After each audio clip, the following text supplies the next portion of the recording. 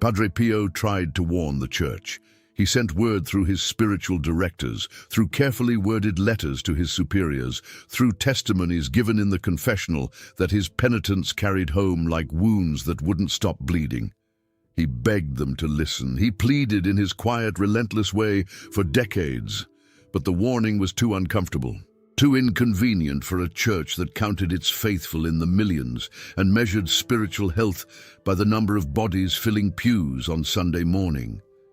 And so the warning was filed away, dismissed, forgotten, until now. The warning was this: there are millions of Catholics who fill churches every Sunday morning who are not only failing to receive God's grace, they are actively deepening their spiritual danger with every Mass they attend.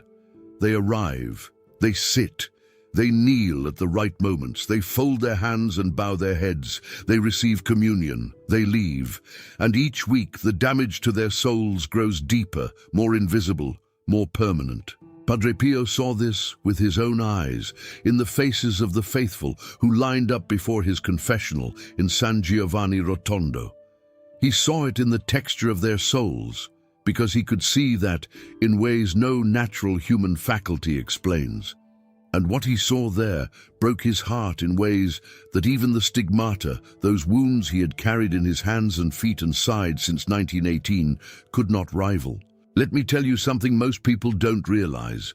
Going to Sunday Mass is not automatically a saving act. In fact, for a significant portion of those who attend every week without fail, it is making their spiritual situation worse, far, far worse, than if they had simply stayed home. And the reason why has been hiding in plain sight for 2,000 years, written into the theology of the sacraments, confirmed by the Vatican in a document most Catholics have never read, and witnessed firsthand by a saint who spent 60 years of his life watching souls walk through a church door and leave unchanged. I know this sounds impossible. I know it sounds like the kind of statement that makes faithful, hard-working Catholics feel accused of something they cannot even identify.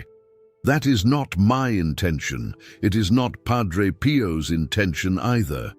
What he was trying to say, what I am trying to say on his behalf, on behalf of the warning that was too long ignored, is not an accusation. It is a key. And once you understand what this is, the thing that makes the difference between a Mass that transforms you and a Mass that leaves you exactly where you started, everything changes. I know what some of you are feeling right now. You have been going to Mass every Sunday for as long as you can remember. Perhaps since childhood, since your mother or grandmother first dressed you in your Sunday clothes and walked you through those heavy doors into the incense-scented darkness of a church that felt to your small self like the entrance to another world. You have dragged yourself out of bed on cold February mornings when your joints ached and your heart was heavy. You have attended Mass when your marriage was in crisis, when you and your husband sat in the same pew without speaking, a wall of silence between you that no amount of incense could dissolve. You have attended when your children stopped believing, when the priest gave a homily that bored you or baffled you, or felt entirely disconnected from the suffering you were carrying. You kept going, because you believed it was the right thing to do. Because someone once told you that Sunday Mass is the heartbeat of Catholic life, and you took that seriously, and you have honored it year after year with a faithfulness that is real and genuine and should not be dismissed. And yet, and you may have never admitted this out loud, something has felt wrong. Not wrong enough to stop going, but wrong enough to notice. A quiet wrongness, like a song played in a slightly wrong key that nobody else seems to hear. The peace that Mass is supposed to bring, sometimes it is entirely absent. You leave the church and feel no different than when you entered, or worse, you feel vaguely guilty, vaguely hollow, vaguely as if you have missed something that was right in front of you and you cannot name what it was. The grace that should be flowing into your life after decades of faithful attendance, sometimes you cannot find it. Your family is still fractured. Your fears are still unresolved. Your prayers, The same prayers you have been praying for years still seem to dissolve before they reach the ceiling. That feeling is not your imagination. Something is missing, something essential, something that the Church has sometimes failed to communicate with sufficient clarity, perhaps because it is so simple that it seems too obvious to state, and yet it is missed by the majority of people in the majority of pews on the majority of Sunday mornings across the world. And what is missing is so fundamental that when Padre Pio tried to name it, grown men wept in his confessional, not only from shame, from recognition, from the sudden devastating relief of understanding why their faithfulness had felt for so long like it was not quite enough. In the next several minutes, I am going to show you what Padre Pio saw in the confessional that nobody talks about in homilies. I am going to share with you the testimony of a priest who sat before Padre Pio in the autumn of 1952 and walked away permanently changed.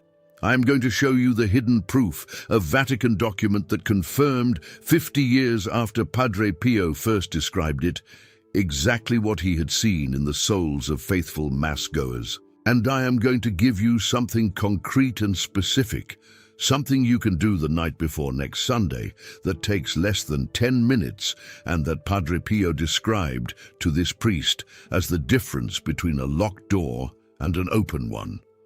But first, you need to understand what this is, because once you do, you will never look at a Sunday morning the same way again.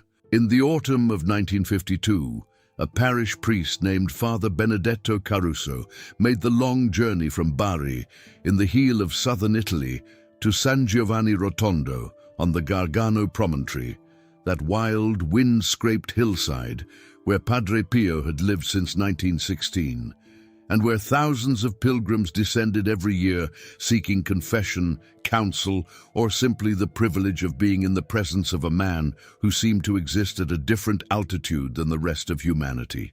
Father Benedetto had come for a private spiritual retreat. He was not a troubled man, not in any obvious sense. By every external measure, he was a faithful and hard-working servant of the Church. He had administered his parish in Bari for 19 years. He had overseen the religious education of hundreds of children. He attended faithfully to the sick and dying, buried the dead with the fullness of the Church's rites, celebrated the sacraments with care and reverence. He was, as his bishop had noted on more than one occasion, a model priest. But something had been troubling Father Benedetto for years. A persistent, unnamed discomfort that had settled into his pastoral ministry and refused to lift. His parish was full on Sundays. The pews were consistently crowded, not packed to capacity as they had been in his grandfather's time perhaps, but reliably, faithfully occupied week after week, season after season. And yet, nothing seemed to change in the lives of the people who filled those pews. The same families who knelt together at the communion rail were tearing each other apart in their homes by Monday evening. The same men who received the body of Christ with apparent reverence on Sunday morning were back to their dishonest business practices, the short-changing of laborers, the falsification of accounts, the quiet cruelties of commercial life. By Wednesday, the same women who wept during the consecration, whose faces bore in those moments something that looked genuinely like devotion, were spreading malicious gossip about their neighbors by the following morning. Marriages were failing. Children were drifting away from the faith as soon as they were old enough to choose. The parish had more devotional activities than ever before: novenas, rosary groups, benediction on Thursday evenings, and yet the spiritual fruit that should have accompanied such faithful practice was nowhere to be seen. Father Benedetto had tried everything he knew how to do. He had given careful, theologically rigorous homilies. He had made himself available for confession 6 days a week. He had organized retreats and missions. He had invited a Jesuit preacher who reduced grown men to tears with his descriptions of purgatory. Nothing seemed to penetrate. The Sunday faithful remained faithful and unchanged. He had come to Padre Pio because he had heard things the kind of things that circulated among Italian clergy in those years in whispers rather than declarations, because they could not quite be verified, could not be subjected to the normal processes of ecclesiastical confirmation, and yet came from sources too numerous and too credible to dismiss. He had heard that this Capuchin friar could see into souls, not metaphorically, literally, that he stood in his confessional and perceived things about the people who knelt before him that they had never spoken aloud, things they had sometimes not consciously admitted to themselves, that he had, on more than one occasion, completed the confession of a penitent, reciting back to them sins they had intended to confess but had not yet mentioned, because he could see them directly, without the mediation of spoken words, that he had turned people away from his confessional, gently, without condemnation, but firmly, because he could see that the interior dispositions required for a valid confession were not yet present, and sending them away for more prayer and more honesty was the most genuinely pastoral thing he could do. Father Benedetto waited 3 days for his turn. The line outside Padre Pio's confessional was always long. People came from all over Italy, from France, from England, from America. Some waited a full week before they could enter. Some were sent away without confession, not in rejection, but in invitation. Come back when you're ready to be entirely honest. Come back when your pride has softened enough to let the truth in. On the 3rd morning, Father Benedetto finally entered the small, close darkness of the confessional. He began to speak. The formal opening of the confession, the enumeration of his sins, the careful accounting of a priestly conscience that had been examined many times over many years. And within moments, something unexpected happened. Padre Pio interrupted him. Not rudely, never rudely. There was nothing harsh in Padre Pio's manner in the confessional, despite the firmness, despite the occasional refusals and the moments of piercing directness that left some penitents shaken for days afterward.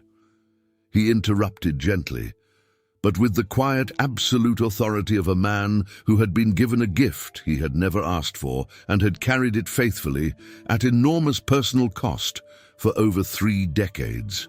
"Father," Padre Pio said, and these words were recorded by Father Benedetto in the spiritual journal he kept throughout his retreat, a document that was later shared with his spiritual director and preserved in the Capuchin archives at San Giovanni Rotondo. "Before you tell me your sins, I need to ask you about your people, the ones who fill your pews every Sunday. Do you know what I see when I look at the souls of people who attend Mass faithfully week after week, year after year?" Father Benedetto would later write that he felt in that moment something he struggled to describe, a chill that was not temperature, a stillness that settled over him from outside himself, as if the ordinary noise of his own thoughts had been switched off to make room for what was coming. "No," Father Benedetto said. "Tell me, Father." Padre Pio told him. What he said in that confessional on an October morning in 1952 shattered every assumption Father Benedetto held about the meaning of faithful Mass attendance. And I want you to hear every word of it. But first, and I say this because I believe it matters, because I believe these testimonies land differently when you understand that the person sharing them is not a scholar or a theologian, but simply a woman who has lived through what Padre Pio was describing. Let me tell you about something that happened in my own life. When I first encountered Father Benedetto's journal, through a priest who had studied Padre Pio's confessional ministry for his doctoral thesis and shared portions of it during a parish retreat I attended some years ago, I felt a recognition so sharp it was almost physical, a cold, clarifying sensation that moved through me and left me changed. Because what Father Benedetto described Padre Pio saying was something I had experienced without being able to name it for the first half of my life. I'd gone to Mass every Sunday without fail since my mother first brought me as a small child. And yet there were years, I'm not ashamed to admit this now, though I was ashamed of it then, when those Sunday mornings felt hollow, when I left the church and felt no different, sometimes worse, than when I had entered. When the grace seemed to meet some invisible wall before it reached me, and I could not understand why, and I concluded, in the private darkness of my own heart, that perhaps I was simply the kind of person that grace did not reach. That perhaps I was doing something wrong that I couldn't identify. That perhaps the whole promise of the sacraments was real for everyone except me. I know now that I was not alone in that experience. Padre Pio knew it long before I did. Here is what he told Father Benedetto. "What I see," Padre Pio said, "when I look at the souls of people who come to Mass without this one essential thing, is a soul that is spiritually dry, not dying, not dead, dry, like a field that has been plowed with care and seeded with good seed, but given no water. The seed of grace falls on that soul every Sunday, as it falls without discrimination on every soul present in the church. And every Sunday, it finds nothing to take root in. The grace slides off. It cannot enter. The soul leaves Mass as empty as it arrived, sometimes more empty because it has been present at the most extraordinary event in human history and remained untouched by it. And this happens not once, not twice, but week after week after week, sometimes for decades." Father Benedetto asked the question that was already forming in him before Padre Pio had finished speaking. "What is the thing they are missing?" Padre Pio was quiet for a moment. In his journal, Father Benedetto noted that the silence lasted perhaps 15 seconds, but he wrote that it felt much longer, as if the weight of what was about to be named was pressing on the air itself, requiring a moment of preparation before it could be spoken into existence. "Contrition," Padre Pio said at last. "True contrition, not the recitation of an act of contrition from memory, not the formal ritual statement of sorrow that has been repeated so many times it has become weightless, but the actual movement of the soul toward God, a genuine interior recognition of its own wrong, a breaking open, a real grief over sin. Not primarily because of fear of punishment, though that is a valid beginning, but because sin has offended a God who loves us beyond all measure, and the soul that genuinely perceives this cannot remain unmoved by it." Father Benedetto pressed carefully. "But Father, surely most Catholics who come to Mass feel some degree of sorrow for their sins. Surely the act of contrition they made before their last confession still carries spiritual weight." And here, Padre Pio said something that Father Benedetto described in his journal as the most devastating observation he had encountered in 32 years of priestly ministry. "Father, let me tell you what I have seen in confessions. I will not give you names. The seal of the confessional is absolute, and I honor it in life and in death. But I will give you categories, because what I am about to describe is not rare. It is not the exception. It is, in my experience, the condition of the majority of faithful Mass-attending Catholics, and it has been so for as long as I have been hearing confessions." He spoke of 3 categories of souls that he encountered consistently, week after week, in his confessional at San Giovanni Rotondo. The first category, Padre Pio called the performers. These were people who had learned, through years and decades of Catholic practice, to produce the correct spiritual performances at the correct liturgical moments. They experienced the appropriate emotional response during the consecration, the hushed reverence, the bowed head, the brief welling of feeling that convinced them and those around them that something genuine was happening. They had mastered the posture of recollection. They knew every response, every gesture, every silent moment. From the outside, from any external angle of observation, they were model Catholics. But underneath the performance, and this is what Padre Pio could see directly, without inference, without interpretation, nothing had changed in years, decades in some cases. Their habitual sins had been so carefully maintained in separate, sealed compartments of the heart that they were never genuinely brought to the altar at all. They were acknowledged technically in the confessional, listed, categorized, covered by the formula of absolution. But they were confessed with a hidden interior reservation that Padre Pio said he could see as clearly as a physical object.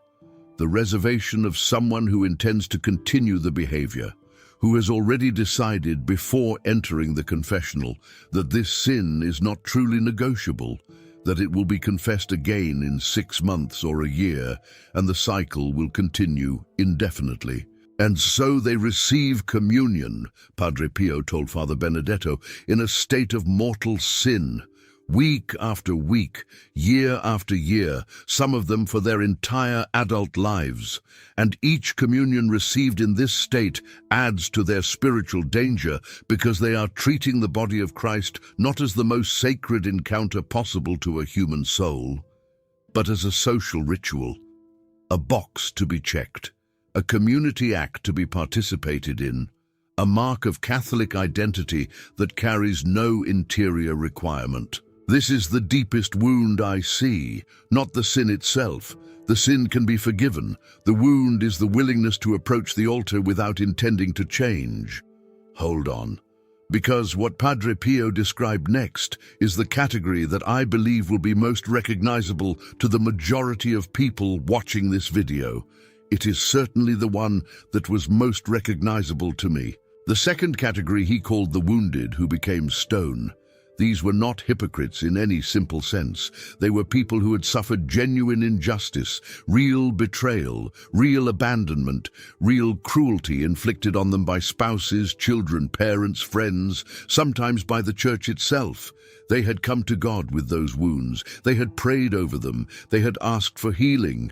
And for a while, they had genuinely believed that healing was coming. But somewhere along the way, in a year when the healing didn't arrive on the timeline they had expected, in a month when the person who hurt them showed no remorse, in a season when God seemed to answer every prayer except the one that mattered most, they had made a choice, not a conscious choice, not a deliberate one, but a choice nonetheless, to keep the wound, to hold it close, to let it become the organizing principle of their inner life, to make their suffering into a form of spiritual identity. These people, Padre Pio told Father Benedetto, carry their unforgiveness into Mass every Sunday as if it were a credential, as if the weight of what they have suffered proves their virtue, their faithfulness, their right to be heard by God. And in this they are profoundly mistaken. Unforgiveness is not a wound that was done to you. It is a wound you are choosing, moment by moment, to maintain. And a soul that maintains this choice and then approaches the altar for communion is approaching the throne of infinite mercy with a locked door. The grace knocks. The mercy presses against the door with extraordinary tenderness. But the door will not open, and the soul goes home from Mass as empty as it arrived, because it has placed something between itself and God that only the soul itself can remove.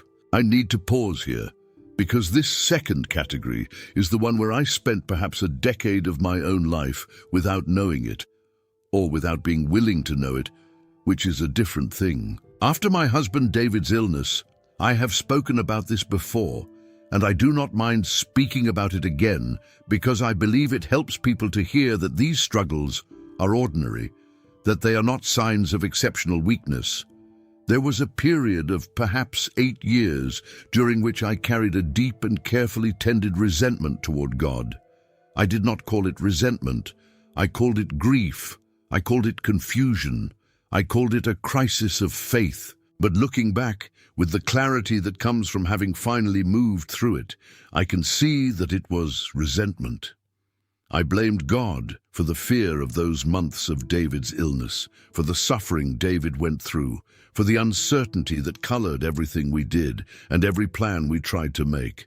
I continued to go to Mass every Sunday. I continued to receive communion. I continued to recite every prayer correctly. And nothing Nothing seemed to move the cold thing that had settled into the center of my faith. It was only when a wise priest in our parish finally sat with me long enough and gently enough to help me name what I was actually holding, the resentment, the locked door, that anything began to shift. The moment I named it honestly and brought it to God in the confessional, not with perfect emotional resolution, not with feelings of warmth or forgiveness that I did not yet have, but simply with honesty. I am holding this. I know it is wrong. I am asking you to help me release it. Something happened, something I cannot fully describe. A thawing, like spring arriving in a place that had been frozen for a very long time. The third category was the one that Padre Pio said was most common, and in some ways most tragic, because it was the subtlest. He called them the functionally faithful. People who attended Mass every Sunday out of genuine habit, genuine loyalty, genuine cultural and family identity. People who would never consider missing Mass, not because they feared mortal sin, but because Mass was simply what one did, what their family had always done, what their community expected, what felt, on a deep structural level, like a non-negotiable part of being who they were. Their attendance was real, their intention was real, but over the years, through the ordinary accumulation of habit and familiarity that is the inevitable consequence of doing anything regularly for decades, they had stopped actually praying at Mass. Their bodies were present, their lips moved through the responses, their hands folded and unfolded at the correct moments, but their minds had drifted, gradually and without decision, to elsewhere, to the week ahead, to a conversation from Thursday, to worry about money or health or what to make for lunch, to the appearance of the person sitting 3 pews in front of them. These people, Padre Pio said, are not committing a grave sin. I want to be careful here, Father, because I do not want to condemn what is, in many ways, genuine faithfulness, but they are squandering something that is beyond price. Every Sunday Mass, every single one, including the early morning Mass attended by 8 elderly people in a cold church, is the participation of the faithful in the sacrifice of Calvary. Not a symbol of it, not a reenactment, not a memorial, not a ritual reference to a historical event. The actual event, made sacramentally present through a miracle that the Church has proclaimed, and that I have experienced in ways I am not able to fully describe. To be physically present at the foot of the cross while mentally planning what to have for Sunday lunch is a tragedy that I cannot witness without grief, and it happens millions of times every Sunday morning around the world. Father Benedetto was silent for a long time after Padre Pio finished. He sat in the darkness of the confessional as if he had been handed something very heavy and needed a moment before he could begin to carry it. He would write later in his journal that he felt as if he had just been shown an X-ray of his entire parish, that every face he had greeted at the church door on Sunday mornings for 19 years was now visible to him in a new and completely unsettling clarity. He thought of specific people, specific families, specific faces, and he saw in each of them something he recognized. "What do we do?" he finally asked Padre Pio. "What can be done about this? What do you tell people? What do I tell people?" "That," said Padre Pio, "is exactly the right question." But before Padre Pio could answer, before he gave Father Benedetto the specific practical instruction that would transform his pastoral ministry for the remaining 20 years of his priesthood, something happened in the confessional that Father Benedetto described as the most inexplicable experience of his entire life, and I need to tell you about it. Because it is connected, directly, verifiably connected, to something that happened years later in an official Vatican document that most Catholics have never read. A document that proves not through faith, not through devotion, but through the formal record of the Church itself, that what Padre Pio was seeing in the confessional was not his personal theological opinion. It was prophetic witness, and what he prophesied, the Vatican confirmed. What happened in the confessional, according to Father Benedetto's journal, was this. Padre Pio stopped speaking mid-sentence. His face, and Father Benedetto could see it partially through the confessional screen, changed, not dramatically, not in any way that an observer at a distance would have noticed, but up close, in the intimate, attentive space of the confessional, Father Benedetto saw it clearly, a shadow passing across Padre Pio's expression. Not literally, but in the way a person's face changes when they see something unexpected, something that moves them at a level beneath their control. Padre Pio reached through the screen of the confessional, something he rarely did in formal confessional settings, something that surprised Father Benedetto enough that he instinctively pulled back before understanding what was happening, and placed his hand briefly, firmly, on Father Benedetto's shoulder. Father Benedetto wrote that the hand felt extraordinarily warm. He knew about the wounds. He knew that Padre Pio's stigmata were a permanent reality of his physical life, that they bled, that they caused him constant pain, that they were accompanied by the faintly sweet scent of roses that those close to Padre Pio often described. What he was not prepared for was the warmth. Not the warmth of a human hand, something beyond that. Something he wrote about carefully and with visible hesitation, as a priest trained to be skeptical of claimed supernatural experiences. I felt through that hand a love I could not attribute to natural causes. It unmade something in me that I had not known was built. Pray for your people, Padre Pio said softly, not at them, for them.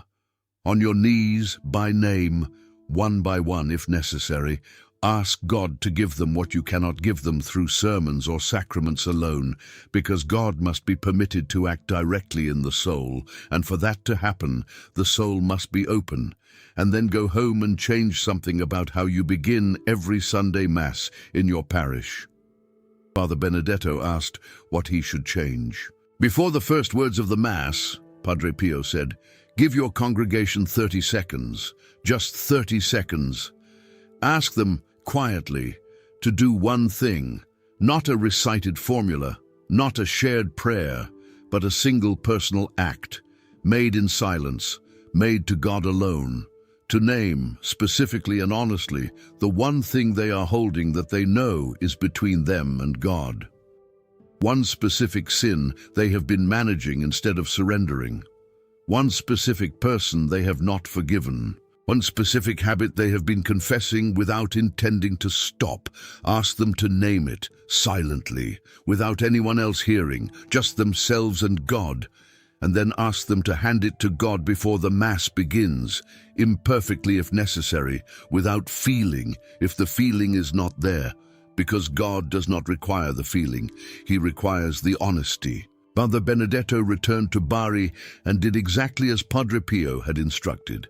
He was a careful man, methodical by nature, trained by his seminary formation to distrust spiritual innovations, to be wary of anything that smelled of sentimentalism or novelty. He introduced the 30 seconds of guided silence at the beginning of every Sunday Mass with considerable caution, explaining its purpose to his parishioners simply and without drama. Before we begin, let us be truly present. Let us hand God the one thing we are carrying that we know we should not be. The changes in his parish, documented in his journal over the following 18 months, were remarkable in their specificity. Confession rates increased by 60% within the first 3 months, not because he had made any changes to the confession schedule or preached specifically about confession, but because the 30 seconds of weekly honesty before God had apparently unlocked something in people that made them willing to seek the fuller resolution of the sacrament.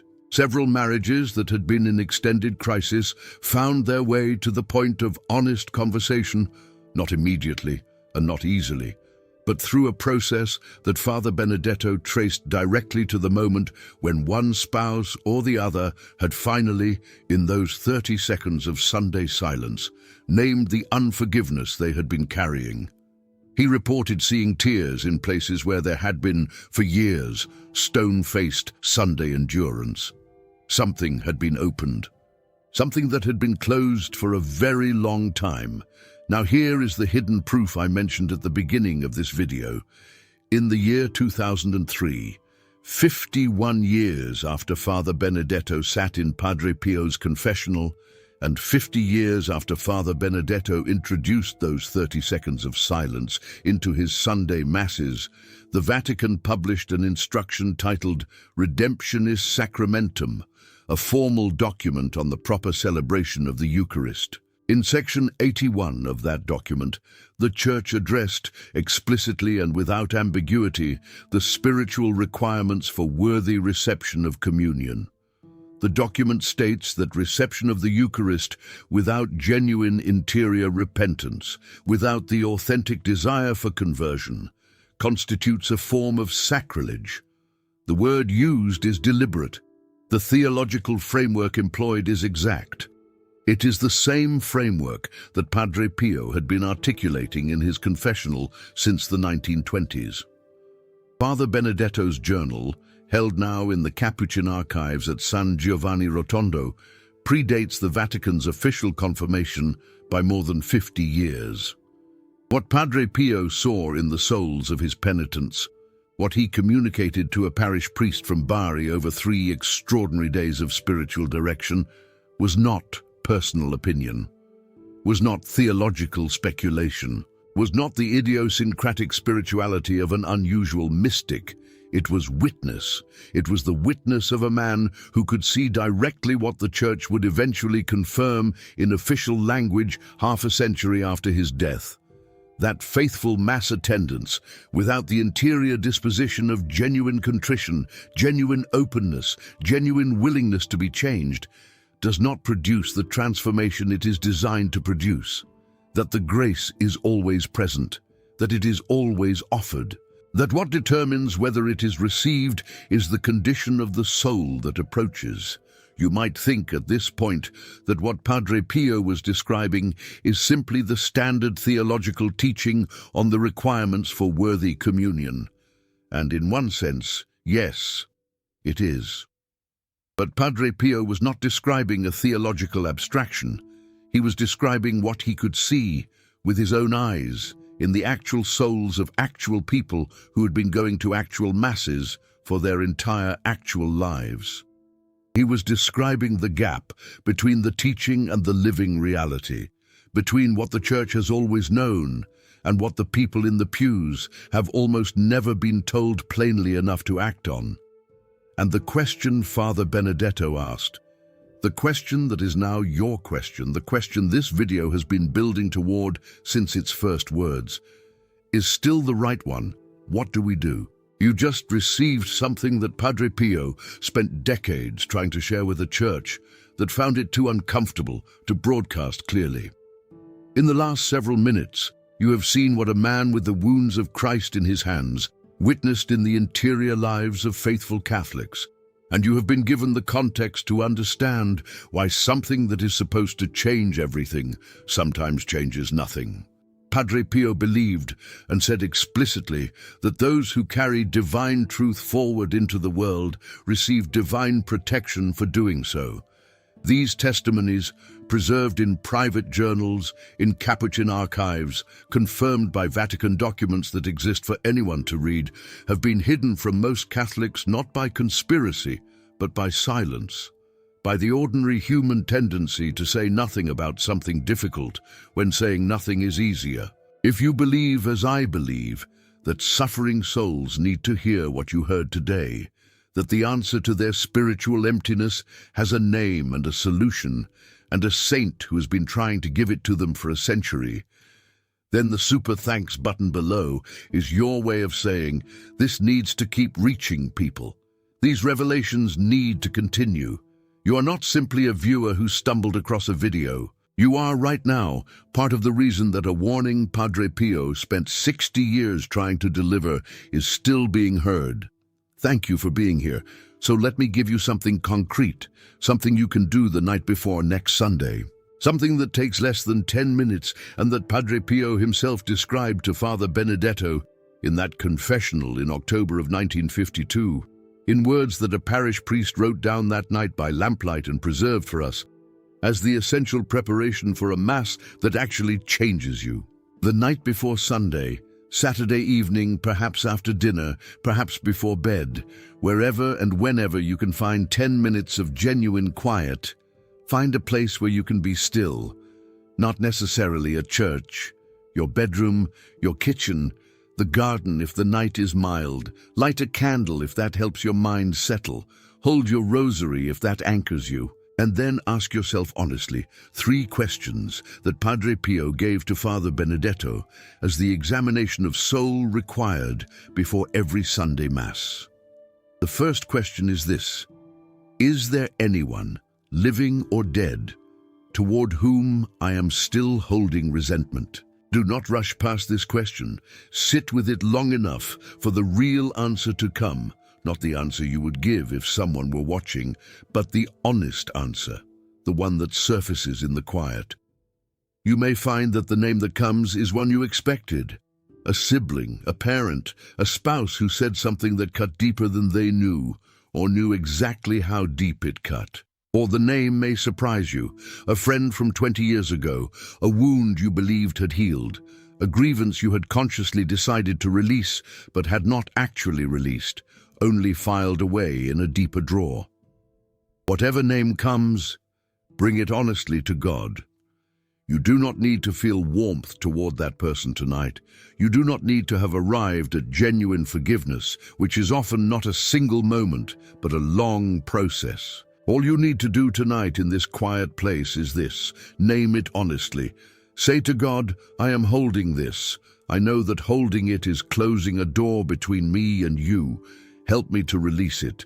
Help me to come to your altar tomorrow without this in my hands. And if I cannot fully release it tonight, receive at least my willingness to want to release it. That is enough. Padre Pio said, and this is important because it is the opposite of what many of us were taught, that God does not require the completed act of forgiveness before he will receive us. He requires the honest acknowledgement that we are holding on and the genuine desire to stop. That acknowledgement alone opens the door a crack, and a crack is enough. The second question: is there a sin that I have been confessing without any real intention to stop? This is the harder question, and I want to say something before you ask it. I am not asking you to condemn yourself. I am not asking you to despair over the habits you carry. Padre Pio was profoundly merciful. The number of hours he spent in his confessional, the physical suffering he accepted in order to be available to penitents, the tears he shed over souls, all of it testifies to a mercy that was not sentimental but fierce and real. This question is not an accusation. It is an invitation to see what is actually there, because we are all, every one of us, brilliant at rationalization. We find reasons why our particular form of gossip is actually necessary information sharing among friends, why our particular dishonesty is actually prudence or self-protection or fairness, why our particular harshness towards someone we love is actually deserved correction and not the wound it is. Sit with this question until one honest answer comes.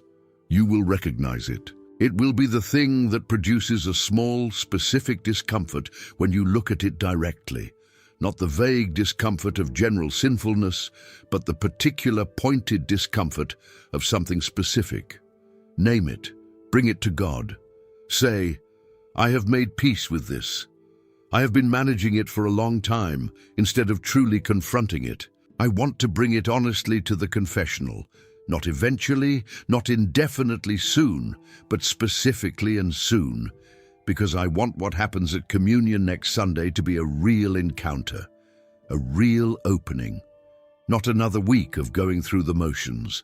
The third question, do I actually want to encounter God tomorrow? This is perhaps the most important question of all, and the most frequently unasked, because we assume the answer is yes. We are going to Mass.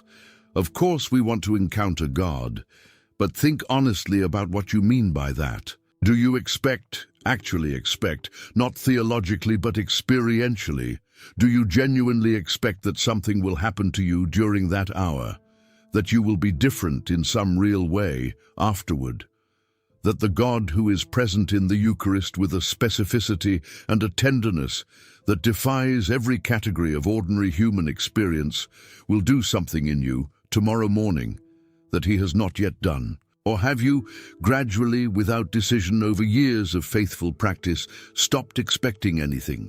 Has Mass become a place you go, a ritual you observe, a community act you perform, rather than a person you actually meet? Ask yourself this honestly, and if the honest answer is, I no longer know if I expect anything, bring that to God too. Say, I have lost the sense of expectancy. I believe, theologically, that you are present. But I have stopped being present in the way that a person is present when they know they are about to meet someone who loves them. Help me to be present again. Come to me tomorrow in a way I can feel. Open what has been closed, because I want to be there, truly there, for whatever you are about to do. And then, this is the specific practice Padre Pio prescribed to Father Benedetto, the last and most concrete thing he said before their session in the confessional ended. Say 1 decade of the Rosary, not all 5 mysteries, not a full Rosary. 1 decade, 10 Hail Marys dedicated to one intention, the worthy reception of the Eucharist the following morning. Ask Our Lady, who prepared the world for the Incarnation, to prepare your soul for your Sunday Mass. She is entirely willing to do this. It is, in a sense, what she has always done, prepared the conditions in which Christ could be received, and she will do it for you in the 10 minutes it takes to pray a single decade, if you simply ask. I've been doing this preparation, asking these 3 questions, praying 1 decade with this intention for 11 years. Since the priest in our parish helped me finally name what I was carrying and showed me how to put it down. And I can tell you, not from theology but from my own ordinary, imperfect 62 years in progress Catholic life, the difference between a Sunday Mass with this preparation and a Sunday Mass without it is the difference between walking through a door and walking into a wall that looks exactly like a door. The grace is always there. It has always been there, abundant beyond measure, pressing against the door with extraordinary patience. What changes is whether the door is open. Padre Pio tried to warn the Church. He told Father Benedetto, he told the hundreds of thousands of souls who knelt before his confessional over 60 years of ministry. He communicated what he saw to his superiors, who communicated it upward, until eventually the Church confirmed in an official document what he had been witnessing all along. He is still trying to tell us, through every person who hears these testimonies and carries them forward into the lives of people who need to hear them. He wept in that confessional, looking at the souls of faithful Catholics who were filling pews faithfully and leaving unchanged week after week. He wept because he could see directly what we are only now beginning to understand, that the Mass is not a ritual to be attended, it is an encounter to be entered. And the price of entry is not perfection, it is not extraordinary virtue, it is not years of advanced spirituality. The price of entry is honesty, simple, specific, personal honesty with a God who already knows everything you are holding and who is waiting with greater patience than you can comprehend for you to finally say so. I made a commitment 11 years ago. I committed as specifically as I could manage to never simply arriving at Mass again, to always coming prepared, with my questions asked and my answers given, my resentments named, my habitual compromises acknowledged, my expectancy deliberately renewed, not perfectly. I do not do it perfectly. There are Saturday nights when I am tired or distracted, and I go through the motions of the preparation instead of truly entering it. But the intention is there, the genuine, specific, returning intention. And Padre Pio said, and this is perhaps the most merciful thing in everything he told Father Benedetto, that the intention is the only thing God requires to begin. Just the returning intention, just the honest, imperfect, recurring desire to open the door. 2. I'm asking you to make the same commitment today, not because I say so, not because it will look like faithfulness to anyone watching, but because a man with the wounds of Christ in his hands looked at the souls of the faithful and wept. And what he saw is still happening in churches all over the world every Sunday morning. And it does not have to happen to you next week. Before you leave today, I want to ask you something specific. Of the 3 questions I gave you, and the unforgiveness question, the habitual sin question, and the genuine encounter question, which one hit you hardest? Which one produced that small, pointed discomfort that tells you something is there? You do not need to share the details. Simply write below 1, 2, or 3.